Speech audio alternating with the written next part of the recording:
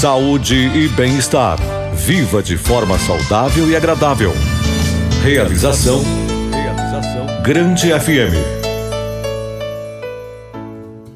Nosso podcast Saúde e Bem-Estar irá falar sobre síndromes respiratórias em crianças. Neste episódio, vamos mergulhar fundo no tema das doenças respiratórias infantis, explorando desde as causas até os tratamentos disponíveis. Respiração é vida, mas para muitas crianças, esse processo vital pode se tornar um desafio. Ao longo de nossa jornada, contaremos com a expertise de um convidado especial, o Dr. Túlio Dipp, renomado médico pediatra especializado em doenças respiratórias. Ele irá nos orientar sobre os principais aspectos desse assunto, compartilhando sua vasta experiência e conhecimento clínico. Então, prepare-se para uma jornada informativa e esclarecedora sobre a saúde respiratória das crianças. Estamos aqui para ajudá-lo a entender, lidar e cuidar melhor dos pequenos pulmões que enchem nossos corações de amor e preocupação. Fique com a gente, nosso podcast Saúde e Bem-Estar, Doenças Respiratórias em Crianças está entrando no ar e esperamos que você aproveite de forma significativa nosso conteúdo. Saúde e bem-estar. Você de bem com a vida. As doenças respiratórias infantis afetam o sistema respiratório das crianças, incluindo o nariz, a garganta, os pulmões e as vias aéreas. É bastante comum que as crianças estejam mais suscetíveis a essas doenças devido à imaturidade do seu sistema imunológico e ao fato de estarem constantemente expostas a vírus e bactérias em ambientes como escolas, creches e locais com muitas pessoas. Segundo especialistas, cerca de 80% que chegam ao pronto-socorro estão acometidas por doenças respiratórias. Dentre estas, aproximadamente 90% dessas infecções são causadas por viroses. As doenças respiratórias da infância podem ser causadas por fatores ambientais, genéticos e contágio viral ou bacteriano. A exposição a poluentes do ar, como fumaça de cigarro e poluição, pode aumentar o risco de infecções respiratórias. O histórico familiar de condições como asma e alergias também pode contribuir. No caso de infecções virais e bacterianas, como gripes e pneumonia, a transmissão ocorre frequentemente de pessoa para pessoa. No caso das crianças, isso acontece em ambientes em que há grande número de outras crianças, como escolas, parques, entre outros. Nós vamos conversar com o Dr. Túlio Dipp, médico formado pela Universidade Federal da Grande Dourados e pediatra formado pela Universidade Federal de Mato Grosso do Sul, que fará importantes esclarecimentos sobre doenças respiratórias na infância. Para começar, o Dr. Túlio Dipp começa apontando quais são as doenças mais comuns que afetam o sistema respiratório das crianças, principalmente nas estações outono e inverno. Bom, nessa época, as mais comuns são as doenças virais, sim, e de trato respiratório superior. Sim. Tá? Mas elas podem evoluir, né? Como em crianças menores, em bebês, principalmente abaixo de 6 meses, podem evoluir para bronquiolite, que é uma doença já pulmonar, né? Uma inflamação nos brônquios que assusta bastante os pais de bebês. Mas assim, aqui tem mais prevalência. Sim. É um resfriado comum. E o grande problema é esse. Esse resfriado comum, numa criança que tem a imunidade mais imatura, ele pode levar a uma doença mais grave. Mais grave. Ou seja, é a evolução desse quadro. Exato. Mas aí, se colocando no lugar desse pai que está lá com essa criança em casa, e ele saber esse time, esse tempo, qual que é o principal sinal de alerta? Olha, isso aqui já está além dessa doença respiratória, e já procurar um especialista para poder dar continuidade ao tratamento. Sim. Olha, o principal sinal de gravidade nessa doença é o esforço respiratório, que é o quê? Quando a criança começa a puxar, né, o ar de uma forma que ele está cansadinho e puxa o ar, que você vê a costelinha da criança aparecendo, a barriguinha puxando por baixo da costelinha, no tórax, puxando aqui a fúrcula, que a gente chama, que é essa região abaixo do pescoço. Sim. Às vezes gemente, né, que aquela criança fica com aquela gemência contínua de cansaço mesmo, e com a respiração aumentada, né? Sim. No recém-nascido ali, acima de 60 incursões respiratórias por minuto. Isso a gente, claro, além de cianose, né?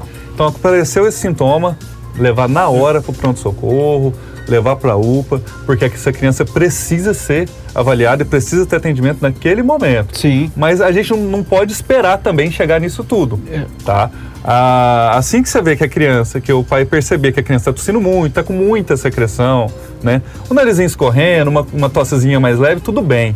Mas se começou a piorar, deve buscar atendimento médico, porque isso pode evoluir. Então a gente não espera a bomba estourar, né, para tentar correr atrás. A gente tenta resolver antes. Até uma das características do resfriado comum ou mais simples é a periodicidade. Ele chega e também termina num curto prazo. Quando isso vai se estendendo, já também é um sinal característico disso, né? Exatamente. Quando isso vai se estendendo de uma forma mais agressiva, já é um sinal que o pai deve buscar ajuda, deve procurar uma avaliação de um profissional.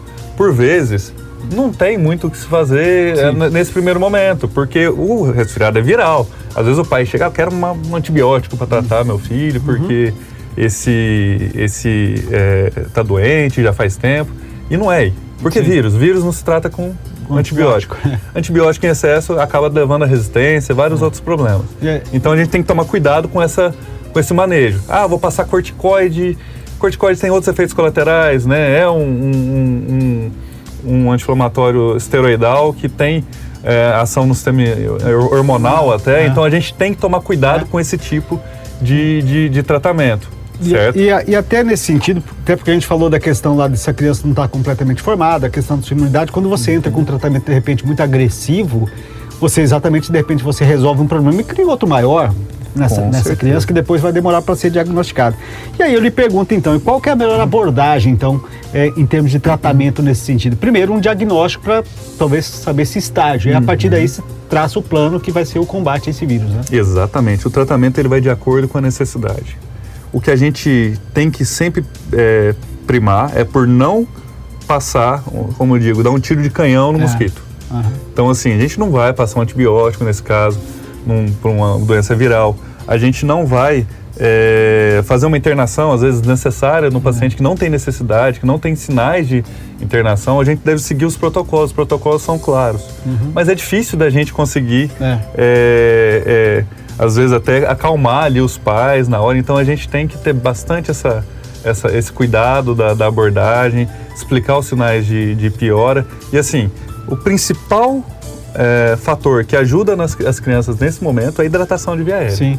A gente deve fazer lavagem de via aérea, sempre se deve fazer essa lavagem de via aérea com cuidado, com a criança posicionada inclinando para frente. Essa lavagem não pode ser uma lavagem com muita pressão, tá? Porque senão a gente pode sim dar otite, isso acontece.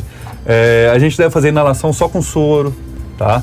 Para ajudar essa hidratação da via aérea. A principal barreira de proteção que o organismo tem é a água. Então a gente hidrata a mucosa e ajuda.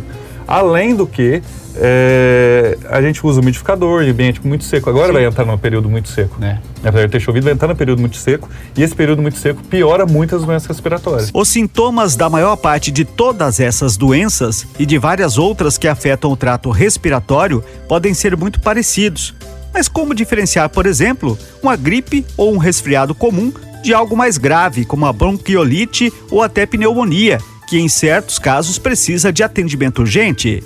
Os sinais de gravidade que precisam de atendimento médico são respiração muito ofegante e rápida, coloração azulada em volta da boca e de extremidades, que é a cianose, gemência, extrema irritabilidade, sonolência, bebês que ficam inconsoláveis mesmo no seio da mãe, afundamento da região do pescoço e entre as costelas, conhecido como tiragem, e batimento da asa do nariz, quando as narinas se alargam, abrindo e fechando várias vezes. Caso a criança já saiba falar, provavelmente vai dizer que está com dificuldade para respirar. É comum que as crianças tenham entre 7 e 10 episódios de resfriado por ano. No entanto, algumas medidas ajudam a prevenir ou tornar as infecções mais brandas. Esses cuidados devem ser maiores, principalmente quando a criança tiver poucos dias de vida, por ainda não estarem com seu sistema imunológico formado. Diante disso, o Dr. Túlio Dipp fala sobre as principais dúvidas dos pais sobre a socialização e interação com bebês dessa faixa etária. Muito é perguntado, né, no consultório sobre quando eu devo levar à missa, quando eu devo levar para um ambiente fechado, com aglomeração. Com relação às visitas, é o que eu falo. Visitas devem ser extremamente limitadas nas primeiras semanas de vida da criança. As visitas devem ser feitas por pessoas que estejam saudáveis. Às vezes, né, tem alguma coisa até que a gente não está sabendo, mas assim, diminui os riscos. Aquela história, eu tô com rinite, mas não está sofrendo por isso. Não deve visitar a criança. As visitas devem também se conscientizar sobre isso, porque depois quem vai ficar acordado com a criança, vai levar no hospital, levar no pronto-socorro, é a família. Então a família deve fazer isso, não deve ficar pegando a criança, não se deve pegar na mão da criança, ficar pegando no rosto da criança, beijar a criança, o neném, né? Porque tudo isso você transmite muitos vírus para um organismo que está nada protegido contra esses vírus que você está passando. E aí pode evoluir para bronquiolite, sim, que assim, é uma doença muito, muito grave, né? Para quem está nos acompanhando, quando você fala bronquiolite, são as inflamações dos brônquios, né? Aí a doença pulmonar. E pulmão é sempre difícil, sempre complicado, porque depois pode se tornar crônico e ela não vai se livrar disso pro resto da vida. Você pode depois apenas atenuar e tratar, né? Mas efetivamente curar, você acaba que não resolve mais, né? Exato. Assim, a bronquiolite, num geral, ela é inflamação dos brônquios, como você bem disse, e ela leva à produção de muita secreção ali naquele brônquio. É um quadro muito difícil da gente lidar, porque a evolução é lenta, não existe remédio naquele momento para atuar, né, na bronquiolite. A gente dá medidas de suporte, tanto é que a única coisa que tem um padrão de evidência A na bronquiolite é oxigênio, tá? Tem fisioterapia de um método específico que pode ajudar bastante também nessa situação. A gente atrela outras medicações, dá um suporte para a criança, mas isso que é o mais difícil. Não é igual uma pneumonia bacteriana que você vai dar um antibiótico e resolve. Não existe, e resolve assim. E tem o tratamento ali objetivo. Não existe tratamento objetivo. Então a gente dá o suporte, fica em cima da criança para ver que sinais de esforço respiratório, esses sinais se mantêm, né? E aí dessa forma a gente consegue fazer com que a criança melhore. Porém, em alguns casos, tá? Assim, até para a mãe ficar tranquila, meu filho teve bronquiolite, vai ter sequela. Não, de forma alguma, tá? Mas em alguns casos, toda essa inflamação, todo esse problema, ele pode evoluir para outras coisas, até para uma pneumonia bacteriana, um derrame pleural, para algumas lesões pulmonares que realmente sequelam a criança. O pulmão da criança para a vida toda. E que está descoberta de forma preventiva e tratar de forma precoce evita toda essa situação. Por exemplo, eu não sei se com a bronquiolite pode acontecer desse fato, como a gente tem com rinite, com sinusite, que acaba, às vezes passa períodos que ela não se manifesta, daqui a pouco volta novamente e fica aquele quadro repetitivo. A bronquiolite também se caracteriza por isso, ou ela vai depender de ser contaminada novamente pelo vírus, algo nesse sentido? Com certeza, a bronquiolite é uma das principais características dela, essa possibilidade de voltar ao quadro, da reincidência. Isso aí acontece muito. A criança, às vezes, ela tem a bronquiolite ali, demora ali umas 2 semanas, às vezes, para melhorar, às vezes até um pouquinho mais do que isso. E aí depois, passam uns 2 meses, retorna ao quadro. Então, assim, é muito cuidado que deve ter para reinfecção. Porque o organismo ele tá mais... vai estar mais frágil nessa situação de pegar de novo a bronquiolite. Sim, e aí, então, me corrija se estiver errado, talvez seria interessante, então, quando se tem, por exemplo, a primeira infecção, que está nesse caso, um tratamento a longo prazo, que é exatamente para romper esse ciclo de reincidência? Aí que tá. Como eu tinha dito, o tratamento para bronquiolite é mais medida de suporte para melhorar. Ou seja, não existe mais como um tratamento. O que a gente faz é o quê? Prevenção. Antes de chegar nesse prevenção. Quadro. Cuidado com o irmão mais novo, mais velho, que vai para a escola e chega com... Dá um banho nele antes de pegar a criança. Álcool em gel sempre do lado, tá? Alguém está resfriado, até a mãe está resfriada, usa máscara para ficar com a criança. Quando é inevitável de ter que ficar com a criança, como é o caso da mãe, né? Mas são as medidas de prevenção que vão auxiliar na não chegar nesse quadro, nessa fase. É interessante. A Organização Mundial da Saúde, OMS, estima que cerca de 13 milhões de crianças menores de 5 anos morrem anualmente por desordens respiratórias ao redor do mundo. No Brasil, cerca de 10% dos óbitos em crianças de até 1 ano é resultado de problemas respiratórios, além de ser a primeira causa entre crianças de 1 a 4 anos, que são números alarmantes. As doenças respiratórias, particularmente as pneumonias e gripes, representam uma das principais causas de internação e óbito entre os idosos. Quadros respiratórios associados ao VSR têm apresentado um aumento expressivo nos últimos anos entre os grupos da primeira infância e idosos. Algumas ações podem ajudar a prevenir o surgimento dessas doenças, porém, existem muitas dúvidas, entre elas sobre o uso de chás, xaropes caseiros, mel. Será que aquelas receitas da avó, passadas de geração para geração, podem realmente ajudar a prevenir e tratar doenças respiratórias em crianças? Vamos ouvir o que o Dr. Túlio Dipp tem a dizer sobre isso. Com certeza. Isso aí é uma coisa que a faculdade que se faz, né, a residência que a gente faz para poder fazer pediatria, a experiência profissional vai muito além do que aquela história eu respeito muito, né, a questão das avós, que tem toda a sua sapiência na época que provavelmente não tinha nem como levar. Então, assim, ela dava aquele chazinho que funcionava ali, dava um mel com limão, alguma coisa assim, mas é importante. Toda essa experiência, todos esses estudos que a gente está sempre se atualizando, sempre estudando, é para saber o que está fazendo. Né? E o que serve para um, não necessariamente serve para outro. E tem que tomar cuidado, porque às vezes vai dar um mel com limão para uma criança abaixo de 1 ano, com risco de botulismo que você tem na criança. Mas a gente tem sapiência de todos os riscos, tem sapiência de quando aquele quadro pode ficar grave, né? Quando aquele quadro pode se agravar e quando a gente deve abordar e como abordar de cada forma.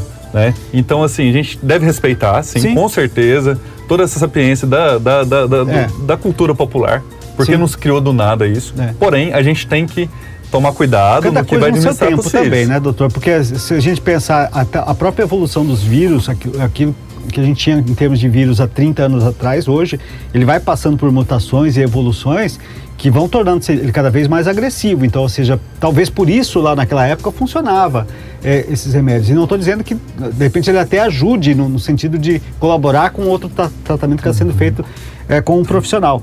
Mas ele também teve essa própria evolução do vírus, né? Sim, com certeza. A gente sabe, tem um exemplo recente, trágico, né, do coronavírus, que é um vírus que sempre existiu. Sempre existiu há muito tempo, né? A gente já conhece o coronavírus e aí veio uma mutação do Covid-19 que fez tudo o que fez, né, recentemente. E é uma coisa muito interessante, porque a maioria desses remédios, dessas até eu digo crenças mesmo, elas primam pelo cuidado. Às vezes fazer uma bacia com água morna que vai evaporar e vai ficar... Que remete ao quê? A hidratação de via aérea. Então, assim, não é do nada. Eles têm um embasamento. Claro que a gente vai saber manejar isso e concentrar e focar. Exatamente. Agora é tudo mais concentrado. Como é o próprio remédio, né? Ou seja, você concentra numa quantidade menor, um volume maior daquilo que o organismo precisa para ele poder dar o resultado de uma forma mais rápida, né? Porque nessa questão, principalmente doença respiratória, o tempo faz muita diferença, né? Então, tem essa questão de tratamento. E eu falava dessas questões não só da receita da vovó, mas o que tem de pessoas que hoje se consultam pelo Google, pela internet também é outra grandiosidade, né? E como é fácil encontrar lá sugestões para todo tipo de doença, mas cada pessoa, cada indivíduo, mesmo tendo a mesma doença, se manifesta de forma diferente. E no bebê, na criança também, não? Com certeza. E outra, quando você lê uma coisa, você pode interpretar de milhares de formas diferentes. Se você não for técnico no assunto, muito mais. Então você deve buscar ajuda por isso. Se você for fazer aquilo que o Google está falando ali, porque você acha que tem aquilo, você está tentando fazer um diagnóstico, você está tentando buscar os sintomas, você está tentando buscar o tratamento sem ter conhecimento algum, sendo leigo no assunto. Né? Sendo que você pode estar interpretando aquilo de uma forma completamente errônea. Então a gente tem que tomar muito cuidado com essa automedicação e principalmente em crianças. Antes de tudo, é preciso deixar claro que o apoio médico é fundamental. Na presença de sintomas respiratórios persistentes, o ideal é procurar ajuda médica para avaliação clínica e, se necessário, realizar exames complementares. Inicialmente é feita uma avaliação clínica, em que o médico pesquisa os históricos familiares do paciente, os hábitos de vida, antecedentes médicos, históricos vacinais e epidemiológicos, viagens, contato e etc., além da sintomatologia e da realização de exame físico. Há uma gama de exames específicos que podem ser realizados a depender da suspeita diagnóstica do médico, como o raio-x do tórax, o exame microbiológico de secreções, testes de alergia, teste de função pulmonar e tomografia de tórax. Outros exames inespecíficos também podem ser solicitados, como o hemograma e os níveis de proteína C reativa. O Dr. Túlio Dipp fecha sua participação reforçando alguns procedimentos preventivos que podem auxiliar de forma significativa no combate às síndromes respiratórias, falando inclusive do ambiente onde as crianças dormem, a higiene da cama, berço ou produtos do convívio familiar, além de outros cuidados básicos que os pais devem ter. Vamos ouvir o especialista. A gente fala dos vírus, a gente fala das bactérias, mas também tem os próprios alérgenos ali desse ambiente, né, como ácaros, poeira, que podem levar a um agravamento, a um início do quadro. Então, você falou muito bem, a higiene ambiental. A gente tem até um termo para isso, a higiene ambiental, que é você saber, eu não vou deixar no quarto da criança um maleiro em cima, né, do guarda-roupa. Acumular ácaro, sujeira, poeira, exato, livros, né? Estante de livro aberta, não deixa. Pelúcia, mas criança tem que ter pelúcia. Se a criança, um bebê não precisa ter pelúcia, certo? Então a gente tem que tomar cuidado. É contraindicado até o protetor de berço. Sim. Tá? Tanto por conta de asfixia da criança, quanto porque ele acumula ali também ácaros e acumula poeira que acaba levando a isso. A gente pede para usar o umidificador. Tá? O umidificador é um grande aliado, principalmente aqui no Cerrado, que é clima seco, é um pouco complicado. É muito seco. Tem muitas mudanças de formas repentinas. E aí quando se tem, digamos, eu tenho lá o protetor no berço, eu tenho lá o travesseirinho e tal, então que pelo menos faça a troca constante, né, desse material ali, que é exatamente para evitar por uma periodicidade maior de que possa ali acumular algum tipo de coisa que possa ser prejudicial. A troca, a higienização é muito importante. E outra coisa também é o ar-condicionado, né? O ventilador. A gente tem que evitar bater o vento direto na criança. O ar-condicionado não pode estar muito frio. O ar-condicionado ele tem que estar numa temperatura só para quebrar o calor ali, como eu costumo dizer. Para quê? E sem o vento direto na criança. A gente deve lembrar que o que seca a roupa no varal é o vento, não é? Sim. Também seca a via aérea. Você, adulto, grande, você dorme na frente do ar-condicionado gelado, você vai acordar com a garganta seca, fechada, doendo. Ou com o ventilador, nariz trancado. Cima, neném é tiro e queda. Essa questão de ambientação do bebê também é algo que é interessante, porque às vezes a gente vê até o contrário. Às vezes tá um dia que nem está tão frio e a criança completamente agasalhada. A criança, na verdade, a transpiração dela, ela sente muito parecida com a gente, não? Então, você também tem que deixar essa criança de acordo com essa temperatura ambiente, né? Também não pode ser um exagero, né? Com certeza. E isso varia muito de região para região, de ambiente para ambiente, mas é o que eu costumo dizer para os pais. Quanto menos roupa e menos climatização artificial, melhor. Então, às vezes eu chego, até o bebê acabou de nascer, tá lá no hospital, chego, tá aquele ar torando, a criança toda embalada, cheia de roupa, cheia de touca, de luva, não sei o que, eu falo, opa, peraí, vamos diminuir o ar e diminuir, porque até mesmo essa roupa, essa coberta também traz, e traz também ácaros, traz poeira que pode piorar. Sim. Por mais que esteja lavado, é mais coisa. E assim, a criança sente calor. A gente não é raro a gente pegar, às vezes, quando tá mais calor, a criança já tá no calor e embalam a criança com hipertermia. Tá com febre, peraí. Tira a roupinha e vê quanto que tá. Não tá não. Ou seja, a criança tá sofrendo ali, suando no calor, entendeu? Parece coisas simples, mas que fazem uma diferença significativa nessa qualidade desse bebê e como ele vai se desenvolver. Saúde e bem-estar. Seu jeito de viver bem.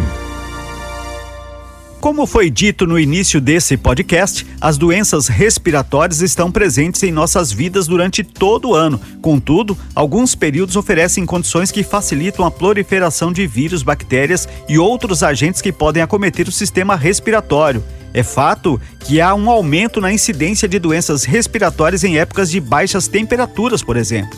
Quero expressar minha gratidão ao Dr. Túlio Dipp por sua participação nesse episódio. Sua experiência e insights foram inestimáveis para entendermos melhor as complexidades das doenças respiratórias infantis. Lembre-se, queridos ouvintes, que a saúde respiratória das crianças requer nossa atenção constante e cuidado diligente. Esteja atento aos sinais de alerta, busque ajuda médica quando necessária e siga as orientações do seu pediatra. Este foi o podcast Saúde e Bem-Estar, disponível no grandefm.com.br ou na sua plataforma de áudio preferida. Siga nosso podcast nas redes sociais, assine nosso podcast, se inscreva em nossos canais e favorite nosso conteúdo. Assim, você será notificado toda vez que tivermos novidades. Esperamos que você tenha gostado do nosso conteúdo e em breve novos episódios estarão à sua disposição.